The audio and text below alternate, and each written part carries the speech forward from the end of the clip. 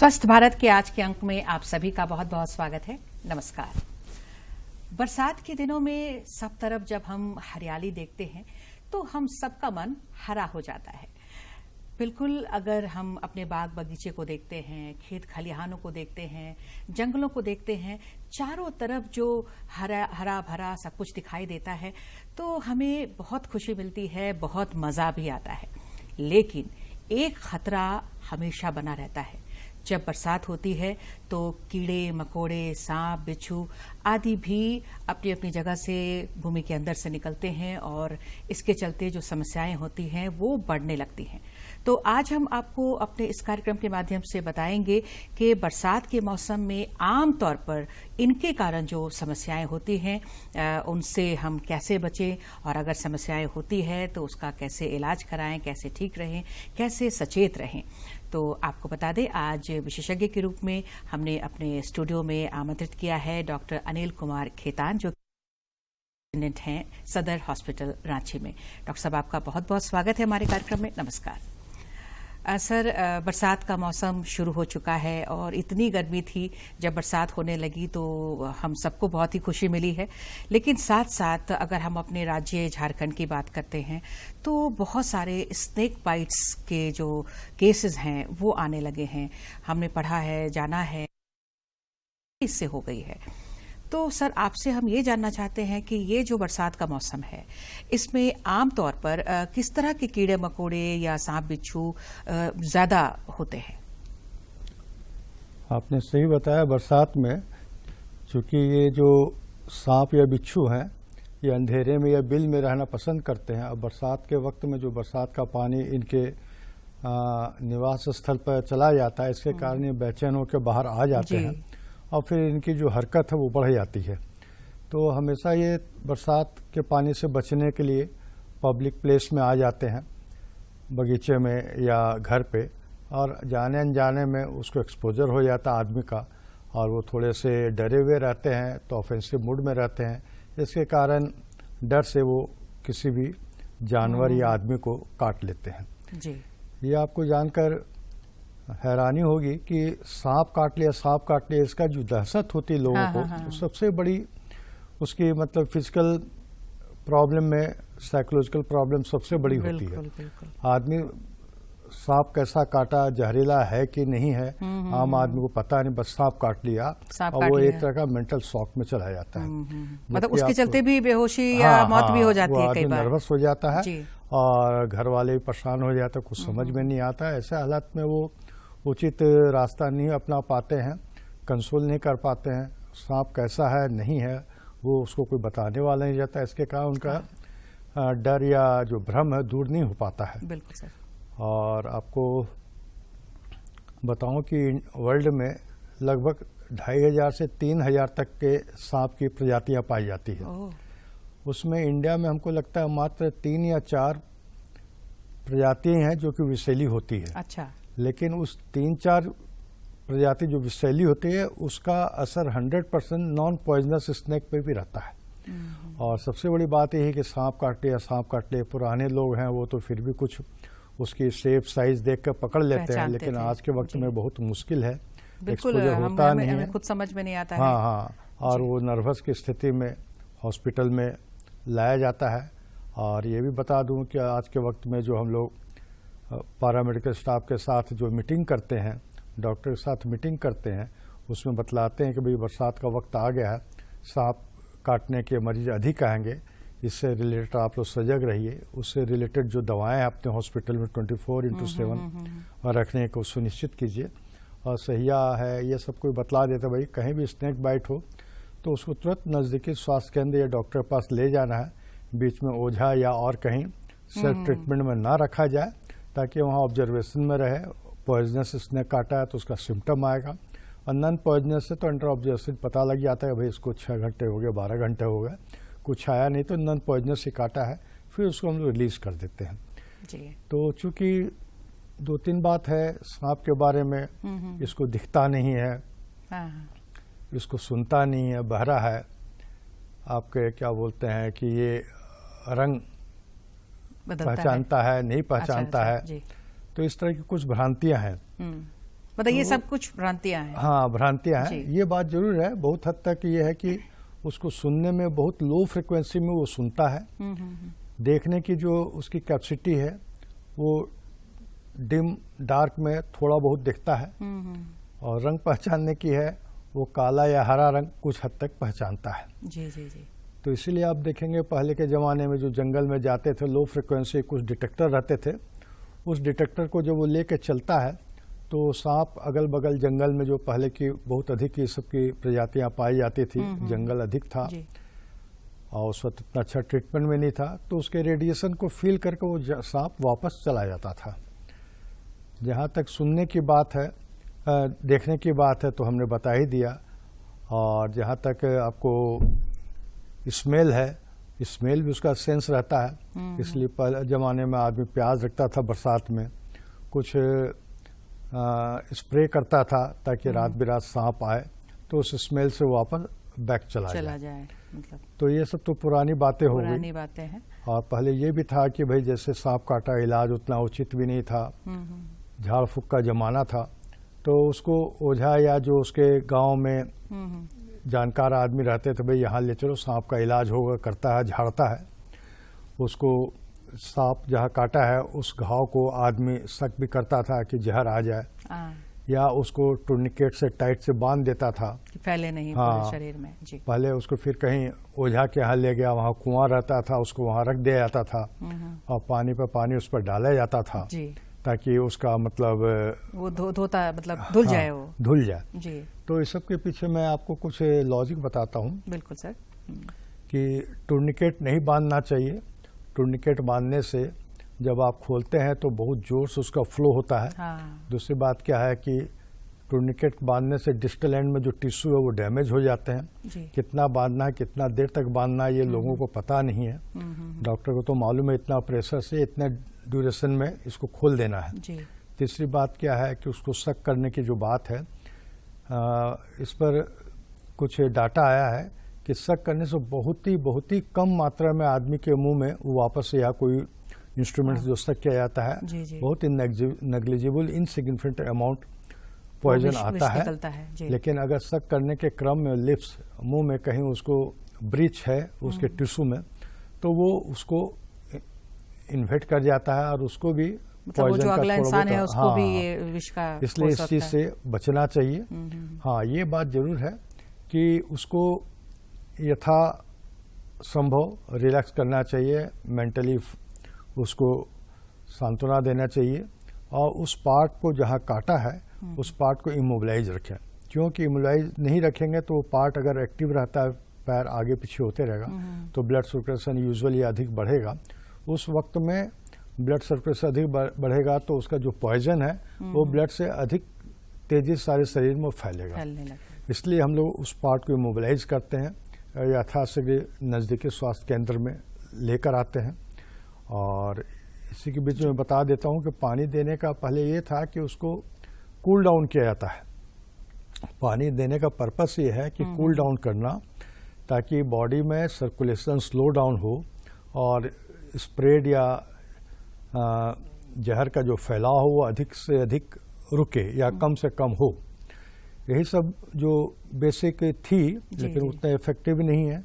अगर non poisonous है तो ओझा जी या वो जो जहर झाड़ने वाला आदमी है उसकी जय जयकार हो जाती है, और नहीं अगर पॉइजनस स्नेक है तब देखिए कितना वो कारगर है, जाने अनजाने में उसकी वो हो जाती सर, है। हम तो हर बार ये लोगों को बताते हैं कि इस तरह के अंधविश्वास में नहीं पड़ना है, ओझागुनी आदि के चक्कर में नहीं पड़ना है। हाँ। वो भी आज के समय में जब जो चिकित्सा व्यवस्था है वो हमारे यहाँ बिल्कुल सही है, हर तरह का इलाज होता है, दवाएं सरकार की ओर से मुफ्त दी जाती हैं। तो ये जो विष के चलते, जो ये सर्पदंश के चलते जो समस्याएं होती है सर, इसके चलते आपने जितनी भी बातें बताई तो उसका यही अर्थ है कि सरकार के द्वारा एक विशेष अभियान इस मौसम में चलाया बताया जा रहा है ताकि सर्पदंश से लोग बचें, और अगर हो भी जाता है इस तरह तो तुरंत हॉस्पिटल में जाएं और पूरी चिकित्सा वहां पर, पूरी दवाएं, सब कुछ व्यवस्थाएं हैं। तो ये सरकार की ओर से कुछ खास व्यवस्थाएं हैं, हम उनके बारे में जानना चाहेंगे। खास करके आप सदर में हैं, दवाएं वगैरह है, अगर किसी को सांप काट लेता है तो आपने बताया प्राथमिक चिकित्सा के तौर पर, तो वो सारी बातें तो लोगों ने समझ लिया। और सही बात है, पता नहीं चलता हमें शुरुआत में कि पॉइजनस है या नॉन पॉइजनस है जो जिस सांप ने हमें काटा है, तो फौरन हमें बिना देर किए हुए हॉस्पिटल जाना चाहिए। निकटतम जो भी स्वास्थ्य केंद्र है वहां जाना चाहिए। वहां पहुंचते फिर क्या होता है सर, किस तरह की सुविधाएं मिलती हैं?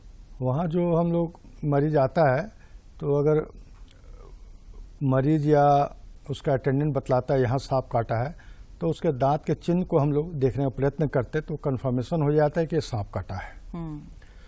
कई बार ऐसा भी होता है कि कोई काटने के निशान भी नहीं होते हैं और कुछ देर के बाद उसको पॉइजन का असर भी आने लगता है। अच्छा।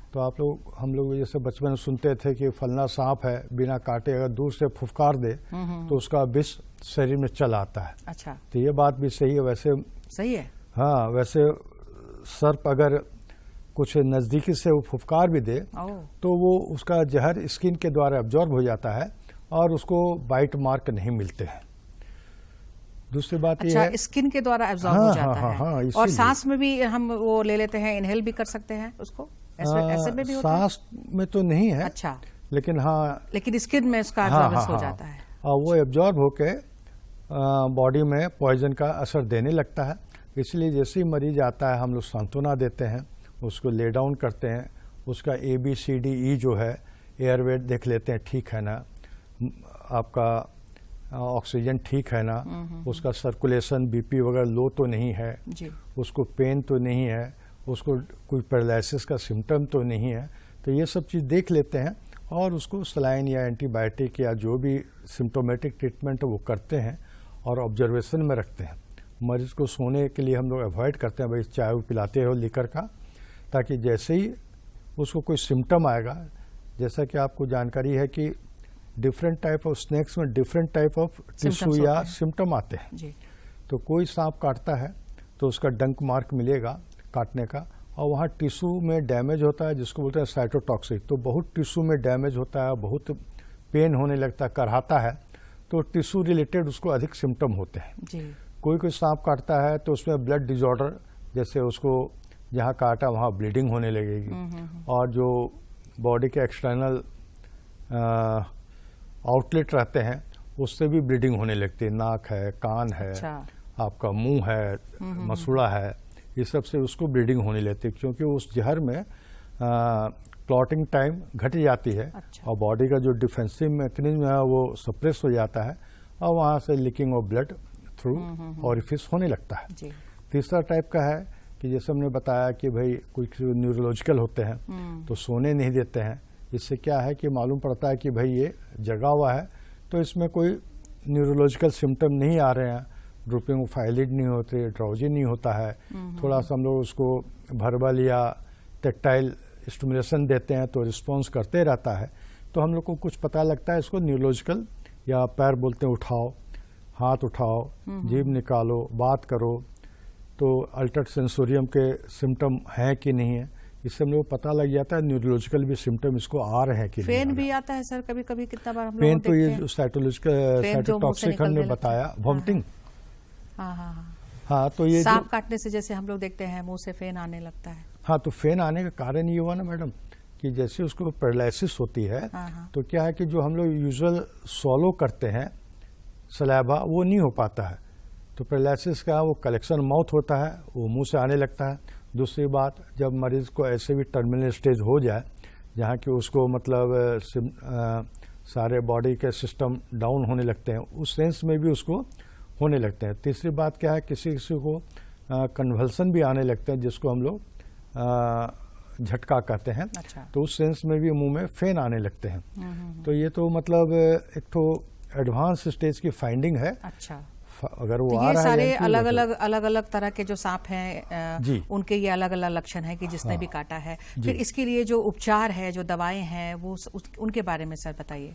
ताकि लोग ज्यादा से ज्यादा लोग जो है इसका लाभ उठा सके, और सर्पदंश से बचने के भी उपाय बताइएगा सर। हाँ, तो इसमें सबसे पहले मरीज जब आ जाता है तो उसको हम लोग ऑब्जर्वेशन या इमरजेंसी रूम में रखते हैं, अंडर ऑब्जर्वेशन, और आईवी लाइन है, ऑक्सीजन है, कुछ एंटीबायोटिक है, कुछ ब्लड प्रेशर वगैरह मेंटेन करने के लिए कुछ एंटी एलर्जिक दवाएं तो दे ही देते हैं जी। और जब मरीज का सिम्टम या पार्टी ऐसा उसको कोई आदमी ऐसे अच्छा डिस्क्रिप्शन कर देते हैं तो हम लोग उसको पॉलीवैलेंट एंटी स्नेक वेनम देते हैं, जिसमें यूजुअली इंडिया में जितने भी पॉइजनस स्नेक है सबका उसमें एंटीबॉडी रहता है, और वो हम लोग उसको देते हैं as per body weight, slowly देते हैं, उसका रिएक्शन या साइड इफेक्ट नहीं आ रहा है। और अगर देख रहे हैं आईवी लाइन में उसको साइड इफेक्ट आ रहे हैं पॉलीवैलेंट एंटी स्नेक वेनम के, तो एक बार दवा बंद कर देते हैं स्नेक वैक्सीन को, और उस रिएक्शन का हम लोग एंटीडोट देकर उसको कंट्रोल करते हैं, फिर 10-15 मिनट बाद वापस उसको रिस्टार्ट करते हैं जी। और हम लोग उसको मतलब आधे घंटा में डोज एडमिनिस्ट्रेट कर देते हैं, और 2-3 घंटा या 1 घंटा देखते हैं मरीज का वापस इम्प्रूवमेंट है या फर्दर डिट्रिएशन नहीं है, जरूरत हुआ तो एक डोज हम लोग और रिपीट कर देते हैं। जी जी। तो मरीज का अगर पॉइजनस है तो 2-3 घंटा हम लोग देखते हैं, और ये फुल ट्रीटमेंट देने के बाद भी नहीं इम्प्रूव कर रहा है, यानी कि वो मरीज को एडवांस स्टेज में फिर एडमिट भी होना पड़ता होगा। डिसेबिलिटी हो रही है। जी जी। तो ये सारे जो उपचार हैं, जो दवाइयां आप लोग देते हैं, वो सरकार की ओर से पूर्णतः जी, ये पूर्ण फ्री है, फ्री और है। हम लोग बरसात में इंश्योर करते हैं। अगर इस तरह की समस्या लोगों को हो जाए गांव घर में या शहर में भी, बाग बगीचे में इस तरह इस मौसम में तो निकलते ही हैं सांप बिच्छू वगैरह, तो इस तरह की समस्या होती है तो सीधे हमारे हॉस्पिटल्स में जाना चाहिए, और ये सारी दवाएं जो हैं वो सरकार की ओर से पूरी तरह से मुफ्त है। सारा उपचार जो है हम लोग रोज मॉनिटर करते हैं कि हमारे इमरजेंसी स्टॉक में ये दवाएं हैं कि नहीं, और पर्याप्त मात्रा सदर हॉस्पिटल और सारे पीएचसी में, सीएचसी में अवेलेबल है, और हम लोग हर मीटिंग में इसका अपग्रेड कर लेते हैं, अपडेट मांगते हैं कि भाई कहीं कोई कमी हो तो आप बताइए, तुरंत उसको हम लोग मेंटेन करते हैं। सलाइन है, एंटी एलर्जिक है, एंटीडोट है, एंटीबायोटिक है, ये सब तरह की दवाएं विशेषकर हम लोग उसको अलर्ट मोड में रखते हैं ताकि जरूरत पड़ने पर कहीं कोई दिक्कत मरीज के साथ ना आए। तो लोगों को आप क्या सुझाव देंगे कि इस मौसम में सर बाहर निकलना तो हम बंद कर नहीं सकते, काम है तो निकलना ही है, तो क्या सुझाव देना चाहेंगे, किस तरह की जगह पे ना जाएं, या सर्पदंश से बचने के लिए क्या कर सकते हैं? विशेषकर तो ग्रामीण इलाकों में ही हम लोग चाहते हैं कि मरीज खेतों में जाएं तो हाई बूट पहन के जाएं, शाम के बाद कम जाएं और ग्रुप में जाएं, कुछ अपने साथ मतलब लाठी वगैरह रखे ताकि मान लीजिए दूर से ही आ रहा है तो थोड़ा सा प्रोटेक्शन हाथ में रहता है, और लाइट वगैरह लेके चले, झाड़ झंखार से दूर रहें, अनवांटेड लोनली प्लेस पर कम जाएं। यही सब बातें हैं। और सबसे बड़ी जानकारी है कि भाई सांप काट भी लिया है तो घबराने की बात नहीं है।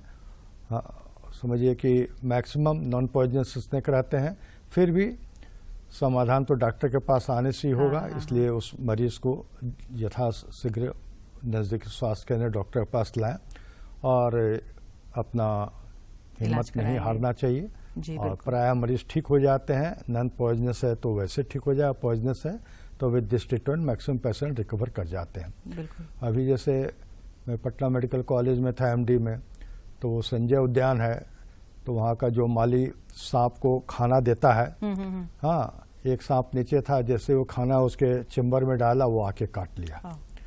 अब वो आया दोपहर को, घंटा 2 घंटा हुआ ही, मेरी भी ड्यूटी थी, मैं देखा कि थोड़ी देर में वो थोड़ा लेजी होने लगा, उसको दवा वगैरह दी और 1-2 घंटे में ठीक हो गया। अच्छा, तो रियली बिना किसी उपचार के? जी जी। अच्छा। और मैक्सिमम हरे सांप वहाँ रहते हैं जो शीशे घर में रहते हैं, मैं भी घूम के आया हूँ, पॉइजनस होते हैं जी। और देखिए उसको काट लिया, ये नहीं है कि जू में है तो नॉन पॉइजनस है या उसके दांत तोड़ दिए जाते हैं, ऐसी बात नहीं, एकदम नेचुरल मोड में वो सब वहाँ रहता है। इसलिए ये दवा बहुत लाभकर है और पूरा भरोसा रखिए और अपना बचाव करते हुए, कभी ऐसी स्थिति आ जाती है तो उसका उपाय भी हम लोग को व्यवस्थित और ढंग बिल्कुल से सर, व्यवस्था जैसा है। आपने शुरू में ही कहा कि जो ये निकलते हैं सांप बिच्छू, वो तो खुद ही डरे होते हैं, डरे हुए तो हैं, हमें भी देखिए। चाहिए कि उनके साथ छेड़खानी ना करें। जी जी जी। तो वो भी अपने आप निकलेंगे और हो सकता है चले भी जाए तो बिना देखिए, काटे। ये बात सही है कि कोई किसी का हित नहीं करता। अगर उसको ये अगल बगल से मालूम पड़ जाए कि ये मेरे को हार्म नहीं करेगा, तो शेर भी बगल से गुजर जाएगा। जी बिल्कुल। और जैसे ही आप उसको देख कर डरे, उस सिग्नल से वो समझ गया कि ये मेरे को आपको डैमेज करेगा, वो फिर एग्रेसिव वे में जाता है। तो ह्यूमन नेचर है, जो यूज्ड है वो तो कूल डाउन रहते हैं। आम आदमी या पहली बार एक्सपोजर होता है तो आउट ऑफ नर्वस वो भी बेचारा डिस्टर्ब होता है, उसके डिस्टर्बेंस से उसको वो सिग्नल मिलते हैं, फिर वो एक नई स्थिति पैदा हो जाती है। बिल्कुल बिल्कुल। तो ये जो हमारा झारखंड है, मतलब जंगल झाड़ है, यहाँ पे बहुत ज़्यादा हरियाली है, तो इस तरह की जो सावधानियां हैं वो हमें इस मौसम में बरतनी होगी ताकि इस तरह के केसेस ना हो। तो सर, आपके पास इस तरह के केसेस तो अभी आ ही रहे होंगे, मुझे पता है। आप सुझाव भी दे रहे हैं और हमारे कार्यक्रम के माध्यम से भी लोगों को मिला है। इस मौसम में थोड़ी सी चर्चा हम करना चाहेंगे कि पानी भी जो है वो अशुद्ध होने लगता है, गंदगी होती है, जल जमाव हो जाता है, जहाँ से हम पानी लेते हैं वो जगह में अगर गंदगी है, बहुत सारे कारण हैं इसके। तो जो जल प्रदूषण से जो होने वाली जो समस्या है सर, थोड़ी सी चर्चा हम इसकी भी करना चाहेंगे। या फिर मक्खी मच्छर भी बहुत ज़्यादा हो जाते हैं, उससे हमारे जो भोजन है वो भी दूषित होने लगते हैं। तो ज़रूर इस तरह के केसेस भी अभी इस मौसम में आपके पास आते होंगे और आएंगे, तो उनके लिए क्या बताना चाहेंगे आप? किस किस तरह की बातें बताना चाहेंगे? बरसात में जैसे आप तो हरियाली के साथ साथ कुछ डिमेरिट्स भी होती है जी। उसमें सांप बिच्छू आए, उसी के हिसाब से कुछ वाटर बोर्न डिजीज़ है, कुछ आपके पैरासाइट्स, मच्छर से काटने बीमारियां भी फैलती हैं। जी। तो ये जो खाने का सबसे बड़ी बात वही सावधानियों की हम करेंगे। हाँ। क्योंकि सावधानी बरतना बहुत जरूरी है। सावधानी बरतेंगे तो काफ़ी इस बीमारियों से बचा जा सकता है। ये टेम्प्रोरी है, लेकिन जब होता है तो एक्यूट स्टेज में होता है, 24 घंटे काफ़ी परेशानी होती है गार्जियन को और मरीज को। जी। तो मरीज जब भी बाजार जाए तो भाई बच्चे हैं नहीं मानते हैं खाने के लिए, तो देख लें कि वो बढ़िया से गर्म है, हाँ। बढ़िया से कवर्ड है शीशे से। जी जी जी। तो कम खाएं, बार बार ना खाएं, हाथ धोकर खाएं और कहीं अच्छी दुकान पे खाएं, चालू दुकान पे न खाएं। कैसी क्वालिटी वो लाया होगा शाम का सुबह का। बिल्कुल फिर वो मतलब फ्राई भोजन कर का दो। ताज़ा रहना भी हाँ, बहुत जरूरी रहना है। बासी भोजन तो फ्रेश ऐसे ही रहे। इन्फेक्शन का बहुत बड़ा कारण क्योंकि देखा गया 3 घंटा के बाद खाना, हम लोग ताज़ा खाना इसलिए खाते हैं, 3 घंटे के बाद उसमें बैक्टीरिया का डेवलपमेंट होने लगता है। तो फिर भी आदमी शाम का सुबह, सुबह का शाम खाता है घर में, फिर भी लेकिन बाय दैट टाइम उसमें फर्मेंटेशन या बैक्टीरिया का ओरिजिन हो जाता है कुक्ड फूड में। इसलिए हम लोग बोलते हैं फ्रेश और विद इन 2 आवर्स खाना चाहिए खाना, और ये जो खाना। फ्रिज में हम लोग रख देते हैं खाना, ये तो मैडम देखिए बात ही है कि क्या कहा जाए। विकास का भी अपना प्रॉब्लम है। कुछ चीज़ों के लिए फ्रिज जरूरी है, लेकिन अब उसको आम आदमी कंफर्ट वे में यूज़ कर रहा है। सब्जियां 1 हफ्ते के ला कर दे देता है, आटा सुबह का शाम, शाम का सुबह खाना है। आज कुछ खाना बनाया, दूसरे दिन तक सब्जी चलती है। तो ये ठीक नहीं है, चूँकि वहाँ टेम्परेचर लो हो जाता है तो ग्रोथ ऑफ बैक्टीरिया कम हो जाता है, ये बात हम मानते हैं। लेकिन सब्जियां हैं तो वो अपना न्यूट्रिशन वैल्यू गंवा जाती हैं, और खाना वगैरह है उसका न्यूट्रिशन और उसमें इन्फेक्शन होने के चांसेस बढ़ जाते हैं। तो बॉडी का अपना डिफेंसिव मैकेनिज्म है, इम्यूनिटी है कि वो नहीं हो पाता है, लेकिन वैसा करना नहीं चाहिए। कभी कभार हो, लेकिन उसको रूटीन वे में स्टोर हाउस के थ्रू यूज़ करते हैं। अब बाज़ारों में पकौड़ा वगैरह देता है, होटलों में वो गरम गरम दे देता है। कई बार तो ये देखा गया है कि पकौड़ा के बीच में, ब्रेड के बीच में, मैगी के बीच में वो मैगोट्स डेवलप कर जाते हैं, क्योंकि भीतर में कोई तोड़ कर तो देखता नहीं है। हाँ। वो बॉल रहता है छोटे छोटे, उसको लपेटा मैदा या किसी चीज़ में, बेसन में, और फ्राई करके दे दिया। तो बोलने में बड़ा अच्छा नहीं लग रहा है, लेकिन आदमी को जहाँ तक हो सर, यही तो फ्रेश खाना चाहिए, घर का खाना चाहिए। बाजार का है तो रिप्यूटेड दुकान से लाए, कम खाना चाहिए, कम फ्रिक्वेंसी में खाना खास चाहिए। करके इस मौसम में हमारी ये कोशिश होनी चाहिए कि बाहर का भोजन कम ही लें। हाँ। किस तरह का भोजन है, बासी है, इन्फेक्टेड है। और जब इस तरह का खाना खाता है तो उसको लूज मोशन या वॉमिटिंग होने लगती है और फीवर हो जाती है, बहुत वीकनेस हो जाती है, तो सलाइन वगैरह चढ़ाना पड़ता है। 2-3 दिन फैमिली लाइफ हॉल्ट पर चली आती है। बिल्कुल, बिल्कुल। लेकिन अगर वही डायबिटीज़ रहे, ब्लड प्रेशर रहे, हार्ट मरीज रहे, बूढ़ा आदमी रहे, तो उतना ही स्ट्रेन उसके लिए लिथल भी हो सकता है। जी, जी, जी। बच्चे हैं, लिथल हो जाएगा, लूज मोशन हो जाए। बाजार को उसको नहीं खिलाना चाहिए, घर का ही खिलाना चाहिए। तो ये सब बातों का जरूर ध्यान रखना चाहिए, जनरल भी और विशेषकर बरसात में बहुत अधिक बिल्कुल बिल्कुल बहुत सारी ढंग बातें से उसको रखना चाहिए। जी जी सर, बरसात में सभी लोग स्वस्थ रहें, इसके लिए बहुत सारी महत्वपूर्ण बातें सर आपने बताई है लोगों को, और हमें उम्मीद है कि इसका ध्यान लोग जरूर रखेंगे। बहुत सारी बातें आपके माध्यम से हम तक पहुंची हैं सर। चलते चलते अगर 2 लाइन में आप कुछ संदेश और आप अगर देना चाहें तो। मेरा यही कहना है कि आदमी को जहाँ तक हो तो नियर टू नेचर रहना चाहिए, घर का खाना चाहिए, अच्छा खाना चाहिए, फ्रेश खाना चाहिए, और घर में सीमेंट वगैरह की दीवारें रहनी चाहिए, क्रिच वगैरह नहीं रहनी चाहिए, वाटर लॉगिंग नहीं होना चाहिए, क्योंकि ये जो सांप बिच्छू हैं वो अनइवन एरिया पर चढ़ जाते हैं। पानी वगैरह रहता है तो वहाँ गंदगी जगह रहती है, मच्छर भी होते हैं। अगल बगल घर के फ्रीज है, कूलर है, पॉट है, तो उसका पानी बदलना चाहिए रोज़, नहीं तो वहाँ डेंगू के या चिकनगुनिया के मच्छर वहाँ डेवलप हो जाते हैं, लार्वा, और फिर उससे वो मच्छर वायरस के द्वारा डेंगू या चिकनगुनिया फैला देता है। नदी किनारे कम नहाना चाहिए, फ्रेश वाटर है, लेकिन फिर भी मलेरिया के मच्छर का लार्वा वहाँ डेवलप होता है। जो पहले एक ठो मछली थी, हाँ, गम्बूसिया, वो भी ब्लीचिंग पाउडर इतना अधिक स्प्रेड हुआ, उसके कारण वो पानी से बहते हुए नदी में आ गया। वो गम्बूसिया मछली भी पलायन के मोड़ पे आ गई। तो फिर गम्बूसिया का भी हो रहा है, जो कि लार्वा खा जाती है। तो नेचर की सर्किल जो है, उस साइकिल को यथावक्त रहने से सब एक दूसरे को सुरक्षित रखते हैं, सहअस्तित्व का लेसन रखते हैं। यही सब बातों के साथ मैं अपने वाणी को विराम देता हूँ। जी, बहुत ही अच्छा संदेश आपने दिया है सर। तो आपने अपना कीमती वक्त दिया है, बहुत अच्छी जानकारियां दी है, आपका बहुत बहुत धन्यवाद करते हैं सर। नमस्कार। और आप सभी दर्शकों को भी बहुत बहुत धन्यवाद। नमस्कार।